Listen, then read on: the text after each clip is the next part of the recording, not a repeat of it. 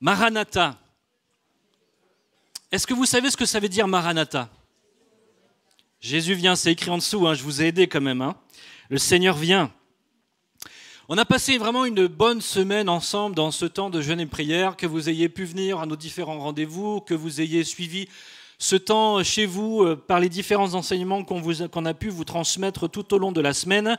Je sais que vous avez passé un bon moment avec le Seigneur et tout au long de la semaine, nous avons médité ce texte, ce passage de Luc 4, versets 14 à 30, où nous avons vu ensemble que le Seigneur Jésus, il est venu tout accomplir. Il a tout accompli à la croix, amen, et que ce qu'il a accompli, c'est pour nous encore aujourd'hui. Oula. Amen. C'est encore pour nous aujourd'hui. Est-ce que vous en êtes convaincus? C'est une bonne nouvelle. Jésus est venu pour restaurer les cœurs brisés. Il a été oint pour cela. Il est venu pour libérer les captifs. Il est venu pour délivrer les opprimés. Alléluia. Il est venu rendre la vue aux aveugles. Et puis, il est venu aussi publier une année de grâce. Alléluia. Je vois que vous avez pris le rythme, ça me fait plaisir, c'est bien. Lorsque Jésus fait cette lecture dans l'Ésaïe 61, on l'a vu la semaine dernière, il s'arrêtait au plein milieu du verset. Il n'a pas lu tout le passage. Il s'est arrêté au moment où il fallait s'arrêter pour s'asseoir et ensuite dire « Ce que je viens de proclamer, c'est accompli maintenant. » Amen. C'est accompli. Nous pouvons saisir par la foi toutes ces promesses que le Seigneur a accomplies pour chacun et chacune d'entre nous. Mais le fait qu'il s'arrête en plein milieu de ce passage, ça signifie deux choses. Ça signifie que l'ère de la grâce a commencé et qu'elle n'est pas encore terminée. Amen. C'est une bonne nouvelle. Nous sommes toujours dans l'année de grâce du Seigneur. C'est une période qu'il est venu annoncer. Ce n'est pas une année, une véritable année, sinon ça ferait longtemps que ça serait fini. Mais c'est une période en opposition avec le jour qui doit venir après, pour nous montrer que le temps de la grâce est tellement plus long que le temps de la colère, le temps du jugement, le temps de la vengeance de l'Éternel. Mais il y a ce temps qui doit venir. Après le temps de la grâce vient le jour de la vengeance de l'Éternel. C'est un jour redoutable. Depuis la naissance de l'Église, tous les chrétiens sont convaincus que nous sommes au bénéfice d'une grâce extravagante, d'une grâce extraordinaire, d'une grâce qui surabonde. Amen. Là même le péché peut abonder. La parole de Dieu nous dit que la grâce de Dieu est là surabondée. Il n'y a rien qui peut être plus submerger la grâce de Dieu. Il a tout accompli. Il a tout payé. Il n'y a aucun ennemi, aucun souci, aucun problème que la grâce ne puisse défaire. Alléluia. On a vu cette semaine que nous étions plus que vainqueurs en Jésus-Christ. C'est lui qui a combattu pour nous et il nous donne sa victoire. Alléluia. Mais les premiers chrétiens, s'ils étaient convaincus que cette grâce était pour chacun et chacune d'entre nous, pour tous les hommes et pour toutes les femmes qui placeraient leur foi en Christ, ils avaient aussi cette pleine conscience qu'un jour, le Seigneur va revenir. Et qu'un jour, ce sera le jour de la vengeance de l'Éternel. Et l'Église avait pour habitude, ils avaient ce cri de ralliement, Maranatha. Ils se proclamaient régulièrement les uns aux autres, Maranatha, le Seigneur vient, le Seigneur revient. Wow, vous dormez déjà. Le Seigneur revient. C'est une bonne nouvelle, non? Est-ce que nous attendons le retour du Seigneur? Est-ce que nous sommes pleinement convaincus à chaque jour que c'est un jour de plus vers lequel nous nous approchons du retour de Christ? Maranatha, c'est un mot araméen qui signifie donc « le Seigneur vient » ou « vient Seigneur », ça dépend comment on le prononce ou comment on l'écrit. Et il n'est cité qu'une seule fois dans la Bible. Il est aussi cité une autre fois dans la Didaché, qui est un écrit des apôtres. Mais si ce mot n'est mentionné qu'une seule fois, par contre, ce qu'il signifie est mentionné abondamment dans les Écritures. Soyons rassurés là-dessus. Le texte dans lequel ce mot apparaît, c'est dans 1 Corinthiens 16, 22, et c'est à la fin de la première épître aux Corinthiens, où Paul dira « Si quelqu'un n'aime pas le Seigneur, qu'il soit anathème, Maranatha. Le Seigneur vient. » Alléluia. On retrouve même cette même idée dans l'Apocalypse, chapitre 22, verset 20. C'est quel chapitre, le chapitre 22 de l'Apocalypse? Le dernier. C'est ce qui vient clôturer les Écritures. Et c'est presque même l'un des derniers versets. Et voici ce que nous pouvons lire. « Celui qui atteste ces choses, c'est-à-dire Jésus, dit « Oui, je viens bientôt. Amen. » Et l'Église répond « Viens, Seigneur Jésus. » Viens, Seigneur Jésus. Est-ce que c'est le cri, notre cri en tant qu'Église aujourd'hui, en 2025, de pouvoir nous dire, Seigneur, viens, nous attendons ton retour. Maranatha. Amen. Peut-être, si c'était un cri de ralliement pour la première Église, l'Église des premiers siècles, j'aimerais tellement que ce soit encore notre cri de ralliement aujourd'hui, en 2025, pour toutes les Églises dans le monde, que nous puissions proclamer Maranatha, le Seigneur vient bientôt. Amen. Et nous voulons nous tenir prêts pour son retour. Maranatha, c'est un cri d'attente, un cri de préparation. Et encore aujourd'hui, on veut proclamer Maranatha. C'est un mot qui nous rappelle qu'il nous faut considérer 3 directions importantes dans notre vie chrétienne. Et c'est celle que j'aimerais voir avec vous ce matin. Il nous appelle à progresser ce cri Maranatha pour vivre pleinement la grâce qui nous est offerte en Christ. Pour se préparer avec ferveur pour le jour du Seigneur. Pour veiller et prier avec vigilance dans une attente active.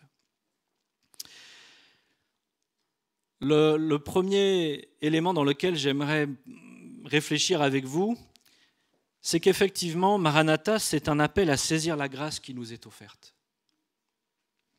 Saisissons la grâce. Est-ce que tu saisis la grâce comme tu devrais la saisir? Cet appel qui dit, toi aussi, tu peux saisir la grâce qui t'est offerte aujourd'hui. On a lu tout à l'heure que c'est aujourd'hui le jour du repos et il nous faut y entrer avec foi. Amen.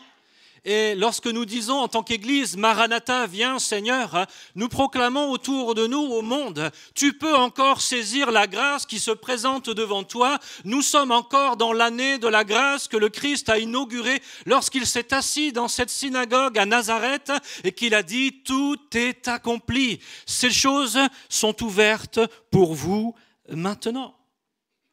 Maranatha, cela nous rappelle comment Jésus a conquis nos cœurs. Est-ce que vous vous souvenez comment Jésus a su conquérir votre cœur? Comment il vous a témoigné d'un amour qui vous a bouleversé à tout jamais? Comment cet amour vous a poussé à dire « Je veux que tu sois mon Seigneur, je veux tout te donner Jésus parce que j'ai compris combien ta grâce a changé ma vie. » Amen. Amen. Jésus est venu pour donner sa vie, pour que justement nous puissions recevoir la guérison de nos âmes, la guérison de nos corps, la libération du péché, la libération de ce qui faisait de nous des esclaves, la victoire face à nos ennemis, la transformation à son image. Quelle grâce extraordinaire, abondante, surpuissante il nous a donnée. Et hier nous le lisions dans l'Éphésiens, nous sommes appelés, nous qui avons reçu cette grâce, à célébrer la gloire de la grâce qui nous a été donnée. Alléluia. Quelle grâce extraordinaire.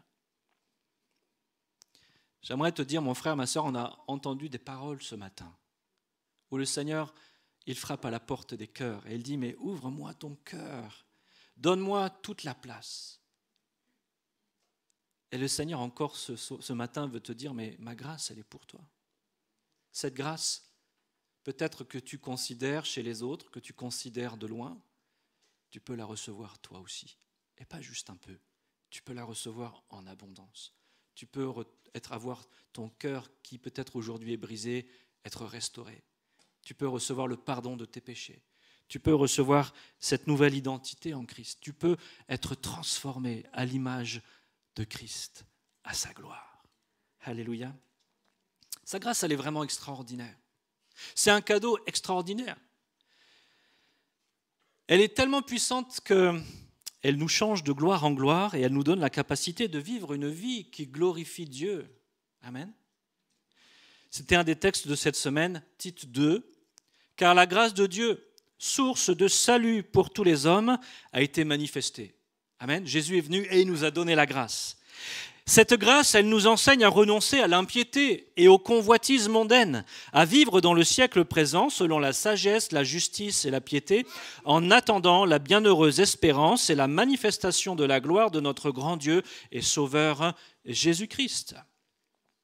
Ce verset nous rappelle simplement que la grâce, elle nous a été donnée pour produire la vie en abondance et la transformation dans notre vie. Amen. Mais pas pour juste la transformation pour la transformation. Il est écrit « en attendant la bienheureuse espérance ». C'est quoi notre bienheureuse espérance? C'est qu'un jour, nous verrons Jésus. Un jour, nous serons avec lui pour l'éternité. Voilà notre bienheureuse espérance. Et aujourd'hui, la grâce nous est donnée afin de nous façonner à son image pour que déjà, dès aujourd'hui, nous apprenions à lui donner gloire, que déjà aujourd'hui, nous apprenions à être des adorateurs pour que le jour où nous serons dans sa présence, nous puissions célébrer toute sa gloire et toute sa splendeur parce qu'il nous aura transformés à son image et parce que nous voudrons le remercier encore tellement plus de ce qu'il a changé notre vie ici-bas sur terre. Amen. Est-ce qu'il vous est déjà arrivé de recevoir un cadeau et de ne jamais l'utiliser? Levez la main les coupables. Bon, il y en a qui n'osent pas le dire, mais je sais que tout le monde a déjà eu ce genre de cadeau. En 2023, les statistiques nous disent que 23% des Français envisageaient de revendre les cadeaux qui ne leur plaisaient pas. Oh, sacrilège! Il a vendu mon cadeau sur le bon coin. 19% de ces mêmes personnes envisageaient même de revendre ceux qui leur plaisaient, mais parce qu'ils voulaient arrondir leur fin de mois. Qui a déjà revendu un de ces cadeaux? Allez, dites-nous. Bon, il n'y a que Yanis qui est honnête. Hein. Je sais qu'on a tous eu un pull de mamie. Vous le connaissez, ce pull de mamie, n'est-ce pas?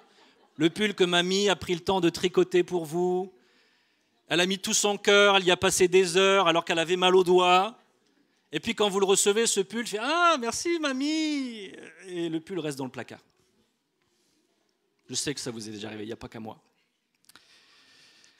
Parfois, c'est ce qu'on fait avec la grâce de Dieu. La grâce de Dieu, elle est tellement mieux que le pull de mamie. Vous êtes d'accord avec moi? La grâce de Dieu, elle n'est pas faite pour être mise au placard. La grâce de Dieu, on devrait en être fier. On devrait l'utiliser constamment parce qu'elle nous a été donnée pour nous transformer. Elle nous a été donnée pour que nous soyons rendus semblables au plus beau des fils de l'homme. Elle nous a été accordée pour que nos cœurs, nos vies, nos pensées, tout notre être ressemblent de plus en plus à notre Créateur, pour que tout ce que le péché avait détérioré, détruit, abîmé, soit renouvelé pleinement. Amen. L'œuvre de la grâce. Que fais-tu de la grâce? C'est ça ma question. Maranatha doit nous appeler, en tout cas nous amener à considérer qu'il y a une grâce disponible aujourd'hui. Qu'est-ce que je fais de cette grâce? Paul dit dans 2 Corinthiens 6, « Puisque nous travaillons avec Dieu, nous vous exhortons à ne pas recevoir la grâce de Dieu en vain. » Nous vous exhortons à ne pas recevoir la grâce de Dieu en vain. Recevoir la grâce de Dieu en vain, c'est avoir ce beau cadeau que Dieu nous fait, un amour extraordinaire qui nous change, qui nous transforme, et puis finalement la laisser de côté, ne pas l'utiliser, ne pas la laisser nous transformer. Quand je méditais sur ça ce matin, j'avais cette image de dire, parfois on prie, Seigneur, mon cœur est sale, ma vie est sale, viens me purifier, Seigneur. Et puis, quelques temps après, le Seigneur vient faire un peu le bilan de tout ça, de cette demande dans notre vie. Et on lui dit, mais Seigneur, c'est bizarre, il n'y a rien qui a changé. Et j'avais cette image de, vous savez, parfois on n'a pas toujours le temps de faire le ménage chez soi, puis on peut demander les services d'une femme de ménage. Et c'est comme si finalement, dans cette image, nous, on faisait appel au service de Dieu pour venir nettoyer nos vies, mais qu'à la fin, notre maison, elle est toujours aussi sale. Pourquoi ? Parce qu'on n'avait pas le temps d'ouvrir à la femme de ménage lorsqu'elle est venue sonner. Ou alors, on n'avait pas envie qu'elle aille dans tel et tel endroit parce que vraiment, on avait honte de l'accueillir dans je ne sais pas si vous avez déjà entendu ce genre de choses, mais moi, j'ai des personnes qui parfois m'ont dit, mais moi, je fais venir chez moi une femme de ménage, mais j'ai tellement honte qu'elle se soit sale chez moi, du coup, je fais le ménage avant qu'elle vienne. C'est incroyable, ça, quand même. Je paye quelqu'un pour faire le ménage, mais je fais le ménage à sa place. Mais revenons à notre sujet.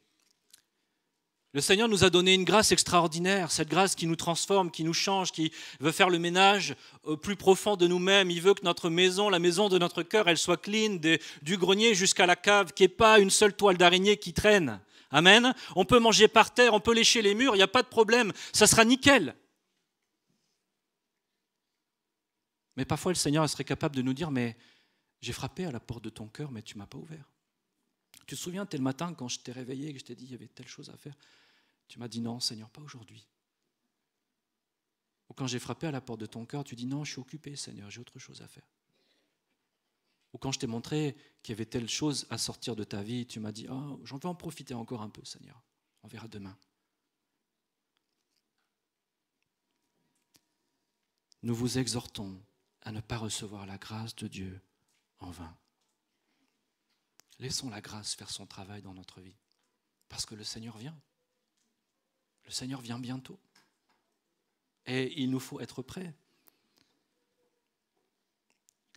Je sais qu'il y a encore tant de domaines dans lesquels la grâce a encore du travail à faire dans nos vies. Que ce soit notre caractère, notre mentalité, notre vision du monde, notre relation avec le Seigneur, notre foi, notre vie de prière, la connaissance de sa parole, notre dépendance au Saint-Esprit, nos œuvres. Est-ce que ce sont de bonnes œuvres ou est-ce que ce sont des œuvres mortes ? La grâce de Dieu n'a pas fini son travail en toi. Laisse la grâce de Dieu faire son travail. Parce que le Seigneur veut te préparer pour le jour de son retour. Et Maranatha, si c'est un rappel que la grâce est disponible et qu'il nous faut en faire quelque chose, c'est aussi un cri d'avertissement. Un jour, le jour du Seigneur va venir. Et ce sera un jour terrible. Et je dois être prêt pour ce jour. Quand j'étais enfant, dans les églises, on en parlait très souvent du retour du Seigneur. Aujourd'hui, j'ai l'impression qu'on a mis un peu ça de côté, disant de toute façon, le Seigneur tarde, amusons-nous en attendant, profitons. Mais Maranatha nous rappelle qu'un jour, le Seigneur va revenir et qu'on doit être prêt. Le jour du Seigneur, c'est une période durant laquelle Dieu va intervenir de manière décisive dans l'histoire humaine pour accomplir son jugement et sa rédemption. Et ce jour, c'est une période, vous l'aurez compris, englobe plusieurs événements majeurs de la fin des temps dont nous parlent abondamment les Écritures. Je ne vais pas tous vous les citer parce que ça serait long et ça mériterait toute une étude. Et je sais que Pasteur Dominique a déjà fait cette étude sur l'Apocalypse. Mais je voudrais vous en citer au moins quelques-uns. Il est question de signes précurseurs. Il y a d'abord l'apostasie, la révélation de l'homme du péché. Avant le jour du Seigneur, une grande rébellion contre Dieu se produira. Et l'homme du péché, qu'on appelle l'Antéchrist, sera révélé. Il s'opposera à tout ce qui est divin et se proclamera lui-même Dieu. Il s'assiera dans le temple de Dieu, se proclamant lui-même Dieu. 2 Thessaloniciens 2, verset 3. Que personne ne vous séduise d'aucune manière, car il faut que l'apostasie soit arrivée auparavant et qu'on ait vu paraître l'homme impie, le fils de la perdition, l'adversaire qui s'élève au-dessus de tout ce qu'on appelle Dieu et de ce qu'on adore. Il va jusqu'à s'asseoir dans le temple de Dieu, se proclamant lui-même Dieu. Et on sent bien que l'esprit d'apostasie, de plus en plus, s'installe dans notre monde. On parle en masse aux États-Unis de déconstruire sa foi. C'est un autre terme pour dire qu'on abandonne la foi. ou en tout cas on la remet complètement en question et on prend que ce qui nous intéresse. Il sera aussi question de cataclysmes cosmiques, des phénomènes célestes impressionnants qui marqueront le début du jour du Seigneur, tels que l'obscurcissement du soleil et de la lune. Luc 21, 26 nous dit « Les hommes rentrent dans l'âme de terreur, dans l'attente de ce qui surviendra pour la terre, car les puissances des cieux seront ébranlées. » On n'imagine pas. Vous regardez le pire film catastrophe que vous pouvez voir et vous imaginez que ça va être encore pire que ça. Il sera aussi question, bien sûr, du retour de Christ. Jésus va revenir en gloire pour établir son règne et juger le monde. Ça se fera en plusieurs étapes, mais il va revenir. 1 Thessaloniciens 4, verset 16, « Car le Seigneur lui-même a un signal donné, à la voix d'un archange et au son de la trompette de Dieu, descendra du ciel, et les morts en Christ ressusciteront premièrement. Ensuite, nous, les vivants, qui serons restés, et nous serons tous ensemble enlevés avec eux sur des nuées, à la rencontre du Seigneur dans les airs, et ainsi nous serons pour toujours avec le Seigneur. » Alléluia. Il sera aussi question de jugement divin. Il y aura le jugement des nations. Dieu jugera les nations pour leur action et en particulier pour leur traitement envers Israël. Matthieu 25, 31 nous dit « Lorsque le Fils de l'homme viendra dans sa gloire avec tous les anges, il s'assiera sur le trône de sa gloire. Toutes les nations seront assemblées devant lui. Il séparera les uns d'avec les autres, comme le berger sépare le brebis d'avec les boucs.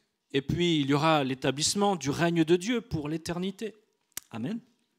Nouveaux cieux, nouvelle terre. Après tous ces jugements, Dieu créera un nouveau ciel, une nouvelle terre, là où la justice habitera de manière éternelle. Amen. Et c'est là notre grande espérance.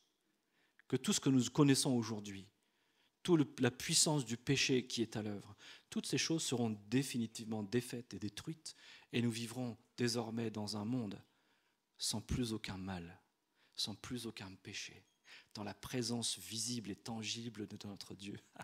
Alléluia. Est-ce que vous voyez l'émotion, l'envie, le désir dans le cœur qui monte de dire « mais j'ai hâte de voir le Seigneur revenir ». 2 Pierre 3, 13 « Mais nous attendons selon la promesse de nouveaux cieux, de nouvelles terres, où la justice habitera. » Est-ce que nous les attendons, ces nouveaux cieux et cette nouvelle terre? Et face à ces réalités qui viennent devant nous, Jésus nous fait une invitation. Et il nous dit dans Matthieu 24, 44, « C'est pourquoi vous aussi tenez-vous prêts. » Tenez-vous prêts. Je le redis, tenez-vous prêts. Car le Fils de l'homme viendra à l'heure où vous n'y penserez pas. Et peut-être cette vérité, cette réalité, elle est sortie de ta tête depuis un moment. Mais le Seigneur vient, il revient. On voit bien que les choses s'accélèrent aujourd'hui. Le monde d'avant Covid et le monde d'aujourd'hui, c'est quoi, 3 ans, 4 ans? Et il n'a absolument plus rien à voir. La géopolitique, tout a changé. Les cartes ont complètement été rebattues. Et ce n'est que le début des choses. Mais la question que je me pose pour nous ce matin, c'est est-ce que ma vie reflète une attente active du retour de Christ? Est-ce que je me prépare sincèrement, volontairement pour son retour? Ou pas? Peut-être que je suis plus occupé à m'inquiéter de comment je vais m'habiller, de ce que je vais manger, de la voiture que je vais m'acheter, ou de la prochaine maison que je vais acquérir, ou de telle opération financière que je vais faire, ou je ne sais pas de quoi vous êtes préoccupé, qu'est-ce qui préoccupe votre vie, mais est-ce que votre préoccupation numéro 1, c'est de laisser la grâce de Dieu vous changer, vous transformer pour vous rendre semblable à Christ, afin que vous soyez prêts pour le retour du Seigneur? Alors je sais que dans notre monde, ça paraît fou de parler comme ça. Parce que le monde dit « mangeons et buvons, car demain nous mourrons ». Profite d'aujourd'hui. Mais se tenir prêt, se préparer pour l'éternité, ça ne veut pas dire que je ne profite pas de ma journée aujourd'hui. Au contraire, j'apprends à vivre déjà dans la présence de Dieu, à me laisser conduire par lui. Je profite déjà de ses conseils, de sa puissance, de sa gloire dans ma vie. Déjà, je peux le louer, l'adorer, apprendre à mieux le connaître et à mieux le servir, parce que quand je vais être dans le ciel, je sais ce que je vais faire. Je vais le servir, je vais l'adorer, je vais être avec lui. Amen. Moi, je n'ai pas envie d'arriver dans le ciel et que Dieu soit un inconnu pour moi. Maranatha, c'est le cri de celui qui se tient prêt. Viens, Seigneur. Entre parenthèses, je suis prêt, ou je me prépare pour ton retour. Comment faire pour être prêt? Et c'est ce que Jésus nous enseigne dans Marc 13. Marc 13, verset 32. Pour ce qui est du jour ou de l'heure, personne ne le sait, ni les anges dans le ciel, ni le Fils, mais le Père seul. C'est là que ça va nous intéresser. Prenez garde, veillez et priez, car vous ne savez quand ce temps viendra. Il en sera comme d'un homme qui, partant pour un voyage, laisse sa maison, remet l'autorité à ses serviteurs, indique à chacun sa tâche et ordonne au portier de veiller. Veillez donc, car vous ne savez quand viendra le maître de la maison, ou le soir, ou au milieu de la nuit, ou au chant du coq, ou le matin. Craignez qu'il ne vous trouve endormi à son arrivée soudaine. Ce que je vous le dis, je le dis à tous. Veillez, veillez. Cette image, elle est extraordinaire parce que c'est exactement ce qui se passe en réalité. Le maître de la maison, c'est Jésus. Jésus, pour un temps, est reparti dans le ciel, auprès du Père. Et il nous a envoyé le Saint-Esprit pour nous aider à chacun à accomplir notre tâche. Mais le Seigneur nous a donné à chacun des œuvres bonnes à accomplir, une vie à mener pour sa gloire, pas par nos propres forces, mais avec l'aide de cette grâce surabondante qui nous change et qui nous transforme et qui nous enseigne à renoncer à tout ce qui est misérable et à tout ce qui nous éloigne de ce plan merveilleux que Dieu a pour notre vie. Mais le Seigneur, dans ce passage, à 3 reprises, il nous dit de veiller. Je crois que s'il le répète 3 fois, c'est que c'est vraiment important. Veiller, c'est quoi? Veiller, c'est être attentif. Comment est-ce que je peux être à quoi est-ce que je dois être attentif? Attentif aux signes des temps, attentif à ce qui prend place autour de moi, attentif à ce que dit la parole. C'est Apocalypse 1.3.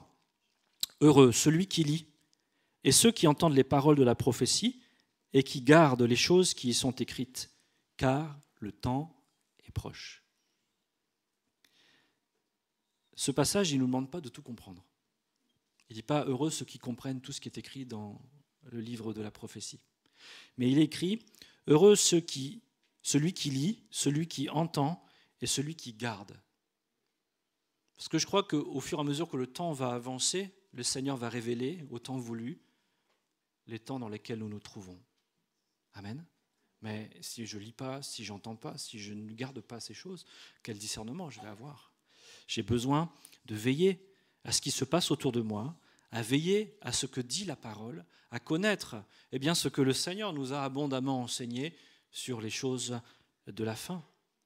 Veiller, c'est aussi ne pas se laisser aller au relâchement. Ne pas se relâcher, quoi. Ça veut dire sortir du monde pour pouvoir vraiment influencer le monde. Vous savez, quand on se laisse porter par la masse, il y a un côté reposant, quoi. Mais le Seigneur nous appelle à être des saumons. Hein? C'est bon le saumon. Excuse-moi, j'ai fait un jeûne, je parle de nourriture, mais un saumon, il va à contre-courant. Amen. Et nous sommes appelés à être des saumons pour le Seigneur, à aller à contre-courant, à sortir de ce monde. Si nous voulons avoir une influence sur le monde dans lequel nous sommes, si nous voulons, en proclamant Maranatha, le Seigneur vient, dire à ce monde qui nous entoure, il y a une grâce excellente pour toi, ta vie peut changer, mais que nous sommes pareils qu'eux, en quoi notre vie est différente finalement? Pourquoi il a changé quoi? Tu es pareil que moi, tu aimes les mêmes choses que moi, tu parles comme moi, tu es habillé comme moi, tu penses comme moi. Moi, je préfère être comme je suis, c'est plus simple. Amen. La parole de Dieu nous dit, de Corinthiens 6, 17, « C'est pourquoi sortez du milieu d'eux et séparez-vous, dit le Seigneur, ne touchez pas à ce qui est impur et je vous accueillerai. » Le Seigneur nous appelle à être saints comme il est saint, à marcher dans la sainteté. Comment pouvons-nous être le sel de la terre et la lumière du monde si nous sommes ténèbres comme dans le monde et si nous n'avons que la saveur du monde? Nous sommes là des exhausteurs de goût. Nous sommes là pour dire au monde il y a une autre saveur. Nous sommes là pour porter la bonne saveur de Christ que nous pouvons diffuser autour de nous lorsque justement nous laissons la grâce du Seigneur nous imbiber pleinement. Amen. Ne pas se relâcher, c'est aussi rechercher activement la paix et la sanctification. Hébreux 12, 14, rechercher la paix avec tous et la sanctification sans laquelle personne ne verra le Seigneur. Ne pas se relâcher, c'est également mettre de l'ordre dans nos priorités. Quelles sont tes priorités aujourd'hui? Est-ce que ta vie chrétienne est à la marge? Est-ce que ta vie chrétienne se résume à venir à l'église le dimanche matin et puis le reste du temps, Jésus, c'est comme le pull de mamie, il reste au placard et tu le ressors seulement pour faire bonne figure devant le pasteur ou les autres chrétiens que tu veux impressionner par ton beau sourire, happy face. Mais le Seigneur, lui, il voit ton cœur et il sait comment tu vis. Il te connaît parfaitement et il n'y a pas de faux semblants à avoir devant le Seigneur. Revois tes priorités. Colossiens 3,2, attachez-vous aux choses d'en haut et non à celles qui sont sur la terre. Qu'est-ce qui a le plus d'importance dans ta vie? Est-ce que c'est le dernier truc à la mode qui vient de sortir? Ou est-ce que c'est recevoir la promesse de Dieu que tu n'as pas encore saisie par la foi? Amen. Qu'est-ce qui a plus d'importance dans ta vie? Passer du temps à chercher la présence de Dieu ou aller t'amuser parce que tu n'as que ça à faire. Veiller, c'est être spirituellement actif, justement, pour ne pas s'endormir, pour être éveillé. Quand on ne veut pas s'endormir, il faut bouger. Je ne sais pas si vous avez déjà fait des veilles de nuit, où vous devez rester éveillé. Parfois, on se donne des claques, on bouge, on va un peu dans le froid pour se revigorer un peu, pour faire en sorte que nos yeux ne se ferment pas tout seuls. Et je pense que spirituellement, si nous voulons être éveillés, justement, ne pas nous endormir, il nous faut être actifs. Et c'est ce que Paul dit aux Éphésiens, chapitre 5, verset 14. C'est pour cela qu'il est dit, réveille-toi, toi qui dors, relève-toi d'entre les morts et Christ t'éclairera. Prenez donc garde afin de vous conduire avec circonspection, non comme des insensés, mais comme des sages. Rachetez le temps, car les jours sont mauvais. Être spirituellement actif, ça veut dire que je cherche à saisir toutes les occasions de pouvoir glorifier Dieu, de pouvoir servir le Seigneur, d'être actif pour lui. Tout ce que ma main trouve à faire, je veux le faire. Je ne veux pas me reposer sur mes acquis du passé. Merci Seigneur pour les bénédictions d'hier. Amen. Mais si je ne parle des bénédictions de Dieu qu'au passé, j'ai un problème dans ma vie spirituelle. Dieu ne veut pas nous bénir au passé, il veut te bénir au présent et au futur aussi. Amen. Est-ce que tu es actif pour le Seigneur? Ou est-ce que on se laisse porter, quoi? On verra bien, peut-être demain. J'ai autre chose à faire aujourd'hui, j'ai d'autres priorités. Veillez. Mais il est aussi question de prier. Pierre nous dira dans sa première épître, chapitre 4, verset 7, « La fin de toute chose est proche. » Vous voyez que c'est présent, omniprésent dans la pensée des chrétiens, des premiers chrétiens. Le retour du Seigneur est proche. Menez donc une vie équilibrée en faisant preuve de modération, afin d'être disponible pour la prière. Afin d'être disponible pour la prière. S'il nous faut veiller, être actif, faire en sorte que les priorités soient les bonnes et de faire attention à ce qui se passe autour de nous, la parole de Dieu nous invite aussi à être des hommes et des femmes de prière, à disposer notre vie de telle manière qu'il y ait du temps pour prier. Pourquoi est-ce que prier est si important pour nous en tant que chrétiens, justement pour pouvoir être prêts au retour du Seigneur? Parce que prier, c'est vital. Prier, c'est demeurer en communion avec Dieu pour m'aider à tenir ferme, pour avoir les forces dont j'ai besoin dans les combats et les luttes qui vont se présenter devant moi, pour ne pas me laisser distraire de droite et de gauche, mais de rester connecté avec le Seigneur, pour qu'il me garde dans la bonne direction. Luc 21, 36, « Veillez donc et priez en tout temps, afin que vous ayez la force d'échapper à toutes ces choses qui arriveront et de paraître debout devant le Fils de l'homme. » Ça, c'est Jésus qui nous le dit. Amen. Veillez et priez pour que vous ayez la force d'échapper. On a besoin de la communion avec Dieu. On ne peut pas vivre notre vie chrétienne tout seul dans notre coin en disant « Ah Seigneur, merci pour le beau cadeau ». Mais le Seigneur veut faire partie de notre vie. Il veut nous montrer comment utiliser ce beau cadeau, comment l'appliquer toujours mieux, toujours plus, pour qu'il soit de plus en plus efficace et que notre vie soit à sa gloire. Amen. Prier, c'est important parce que cela nous permet d'apprendre à dépendre du Saint-Esprit pour avoir la direction de comment conduire nos pas dans les temps particuliers dans lesquels nous nous trouvons. Vous connaissez tous cette parabole des vierges sages et des vierges folles. Elles ont toutes des lampes. Mais il n'y en a qu'une part qui a de l'huile dans sa lampe. La lampe, vous le savez, c'est la parole de Dieu, n'est-ce pas? Mais la parole de Dieu, sans l'éclaircissement du Saint-Esprit, elle ne sert à rien. C'est une brique sur laquelle on tape sur la tête des gens en disant des choses pas gentilles. On a besoin de la lumière du Saint-Esprit, de l'huile du Saint-Esprit, qui est l'esprit de vérité, et qui nous permet de saisir ce que dit la parole afin de conduire nos pas d'une manière éclairée et de faire ce que le Seigneur attend de nous. Prier, c'est important parce que c'est mener un combat spirituel. C'est résister au diable. C'est dire zut au royaume des ténèbres. C'est saisir la victoire que nous avons reçue en Christ. C'est prendre des positions dans le royaume céleste. C'est nous asseoir en Christ. Et c'est dire je veux avancer avec le Seigneur. Et si l'ennemi a voulu avancer dans cette direction, eh bien nous ferons 10 pas pour le faire reculer. Amen. J'en arrive à ma conclusion. Es-tu prêt? C'est une question que je nous pose à chacun d'entre nous. Es-tu prêt, mon frère, ma sœur?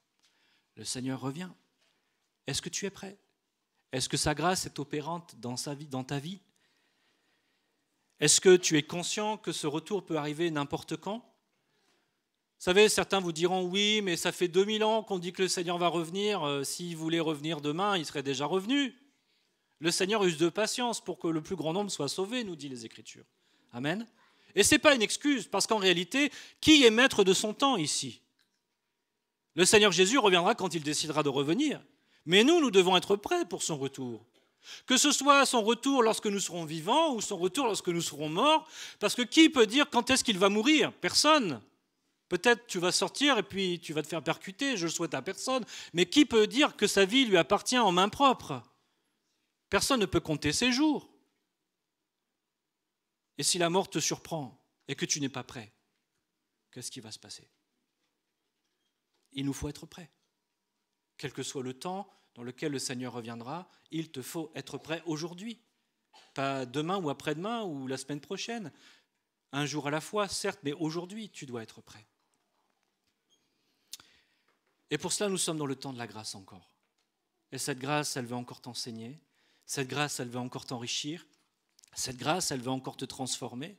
Cette grâce, elle veut encore t'aider à saisir toutes ces promesses et toutes ces richesses qui sont à ta disposition. Tu n'es pas seul dans ce processus et tu n'es pas pauvre. Tu as reçu en Christ tout ce dont tu avais besoin pour être prêt.